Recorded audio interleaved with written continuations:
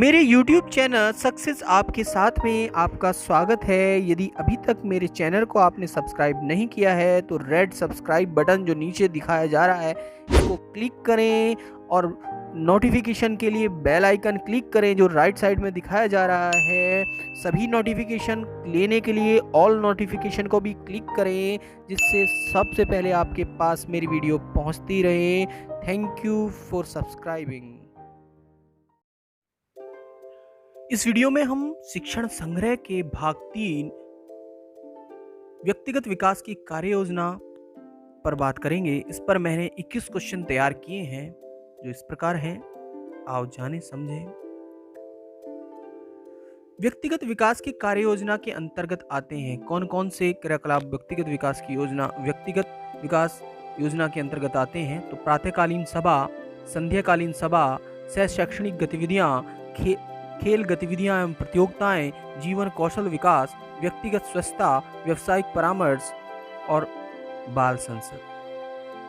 इस क्वेश्चन को कुछ हम ऐसे भी पूछ सकते हैं कि बच्चों के व्यक्तित्व में मानवीय मूल्यों, जीवन कौशलों के विकास के लिए क्रियाकलाप कौन कौन से होते हैं। तो फिर वही प्रातःकालीन सभा, सायंकालीन सभा के साथ सह शैक्षणिक गतिविधियां, विभिन्न प्रकार के खेल, शारीरिक व मानसिक विकास से जुड़ी क्रियाकलाप शामिल होते हैं।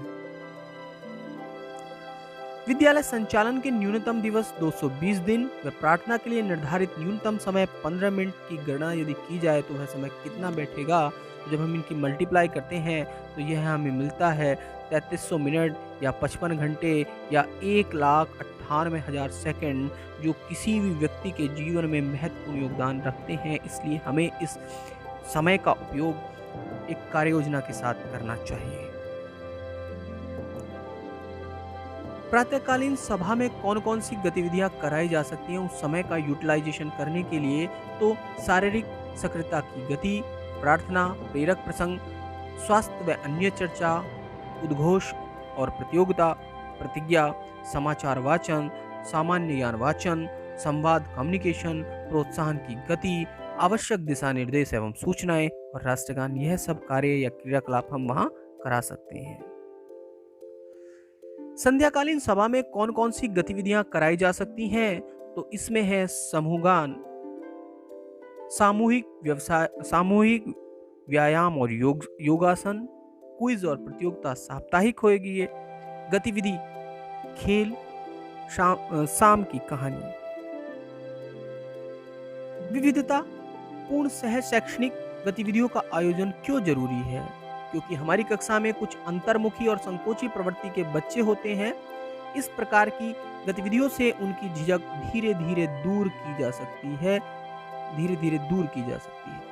सह शैक्षणिक गतिविधियों से बच्चों में क्या विकसित होता है। तो इस क्वेश्चन में हम देखेंगे बच्चों की या छात्रों की रुचियों, क्षमताओं, अभिवृत्तियों, आत्मविश्वास की परख और प्रभावी नेतृत्व आदि विकसित होता है।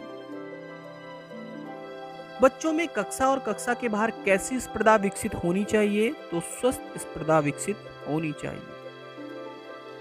विद्यालय में सह शैक्षणिक गतिविधियों को और किस नाम से जाना जाता है। तो पाठ्य सहगामी क्रियाओं अथवा संज्ञान सहगामी क्रियाकलाप के नाम से भी इसको जाना जाता है। यदि हम शैक्षिक गतिविधियों का नियोजन, प्रबंधन, क्रियान्वयन सही प्रकार से करें तो क्या होगा। तो बच्चों में स्वस्थ स्पर्धाएं विकसित होगी। सह शैक्षणिक गतिविधियों को पहले किस नाम से जाना जाता था। पाठ्येतर क्रियाकलाप के नाम से जाना जाता था। सह शैक्षणिक गतिविधियों को हम मुख्य तौर पर कौन कौन सी श्रेणियों में रख सकते हैं। तो यह वेरी इंपॉर्टेंट क्वेश्चन है। तो इसमें है प्रतियोगिताएं, संगोष्ठी सेमिनार, कार्यशालाएं, विज्ञान एवं गणित क्लब की स्थापना एवं मंचों की स्थापना, पठन मंचों की स्थापना, दिवस, राष्ट्रीय पर्व और जयंती, कार्य अनुभव, शिल्प आधारित कार्य, बाल संसद, बाल समिति, परिवेशीय संग्रहालय का विकास, पुस्तकालय संचालन, विज्ञान संग्रहालय नवाचार, विज्ञान और गणित मेलों का भ्रमण और आयोजन, यह महत्वपूर्ण गतिविधियां या श्रेणियां हैं। सह शैक्षणिक गतिविधि में कौन सी प्रतियोगिताएं कराई जा सकती हैं। तो प्रतियोगिताओं में हम कौन कौन सी प्रतियोगिताएं करा सकते हैं। कहानी, निबंध, कविता, वाद विवाद, अंत्याक्षरी, पोस्टर, रंगोली, खेलकूद, रोल प्ले, लोक कथा, लोकगीत, चित्रांकन आदि प्रतियोगिताएं हम करा सकते हैं। संगोष्ठी सेमिनार किन किन विषयों पर कराए जाते हैं, तो ये क्या है, इसमें हम देखेंगे सामाजिक सरोकार के मुद्दे जैसे स्वच्छता, पर्यावरण और सुरक्षा। जीवन कौशल किसे कहते हैं? जीवन को सुगम बनाने वाले कौशल को जीवन कौशल कहते हैं। मुख्य रूप से जीवन कौशल कौन कौन से हैं? समालोचनात्मक सोच, सृजनात्मक सोच, निर्णय लेना, समस्या समाधान, प्रभावी संप्रेषण, पारस्परिक अंतर संबंध, स्व जागरूकता, संभाव, तनाव पर नियंत्रण, भावनाओं पर नियंत्रण आदि मुख्य जीवन कौशल हैं। व्यक्तिगत स्वच्छता को विद्यालयी कार्यक्रम का प्रमुख हिस्सा बनाना क्यों अत्यंत आवश्यक है? बच्चों को स्वस्थ रखने के लिए, क्योंकि बच्चे तरह तरह के रोगाणुओं के संपर्क में आते रहते हैं, इसलिए व्यक्तिगत स्वच्छता को विद्यालयी कार्यक्रम का एक प्रमुख हिस्सा बनाना आवश्यक है। व्यावसायिक परामर्श क्या है? व्यावसायिक परामर्श व्यवसाय को चुनने, उसके लिए तैयारी करने, उसमें प्रवेश करने, उसमें विकास करने हेतु सूचना देने, अनुभव देने तथा साझा करने की प्रक्रिया है। व्यावसायिक परामर्श की कोई 2 विशेषताएं बताओ। तो व्यावसायिक परामर्श के आधार पर बच्चों को यह ज्ञात होता है कि उनकी वास्तविक स्थिति क्या है।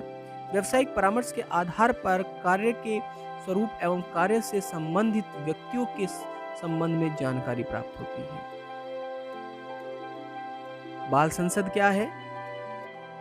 बालक बालिकाओं का एक मंच जो प्राथमिक एवं उच्च प्राथमिक विद्यालयों में गठित किया जाता है, बाल संसद कहलाता है, जो एक संसद की तरह से कार्य करता है। बाल संसद के गठित करने के क्या उद्देश्य हैं? तो बाल संसद के गठित करने के उद्देश्य जीवन मूल्यों का विकास, व्यक्तिगत विकास, नेतृत्व क्षमता, निर्णय लेने की क्षमता, सही गलत स्पर्श की समझ, समय प्रबंधन इत्यादि पर स्पष्ट समझ बनती है, इसीलिए बाल संसद का गठन किया जाता है। यदि ये आपको एक क्वेश्चन पसंद आए हो, वीडियो पसंद आया हो, तो please like, share and subscribe my channel. Share this video, like this video.